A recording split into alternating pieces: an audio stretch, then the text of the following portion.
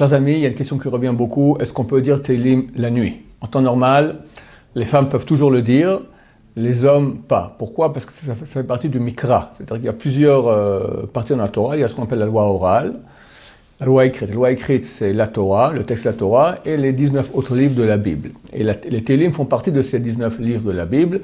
Ça, d'après la mystique juive, la Kabbalah, c'est pas bien que les hommes lisent cela la nuit. Ça concerne que les nuits normales, la nuit de Shabbat, c'est tout à fait permis, et la nuit aussi du jeudi au vendredi, c'est complètement permis. Mais autres nuits de la semaine, non. Si quelqu'un, à cause de cela, n'étudie pas, c'est 1 million de fois plus grave de ne pas étudier alors qu'on peut étudier que d'étudier ces passages-là. Donc si quelqu'un a le choix, il se dit je vais faire des Tehillim par exemple, ou lire du Chumash, ou lire un prophète, d'accord? Et il se dit non, c'est la nuit, je ne peux pas. Et à cause de ça, il ne fait rien. Mieux vaut qu'il lise plutôt que de rien faire. Les femmes peuvent lire, comme j'ai dit, il n'y a aucun problème, tout est permis pour elles, en n'importe quelle époque, nuit, jour, etc.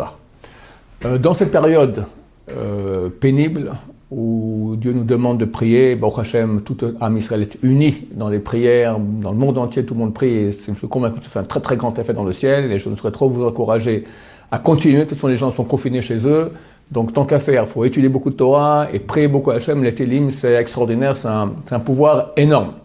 Est-ce qu'on peut lire les Tehillim la nuit? Dans les cas de grande nécessité, je pense que c'est le cas actuellement, on peut le faire, mais pas en tant qu'il faut penser que ce n'est pas en tant qu'étude de Torah, mais en tant que supplication.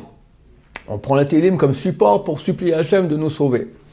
C'est bien ceux qui peuvent, de temps en temps, de lire un petit commentaire de Rashi ou d'autres commentateurs des Tehillim, vu que les commentateurs font partie de loi orale, donc notre étude en fait devient une étude de loi orale, là c'est complètement permis.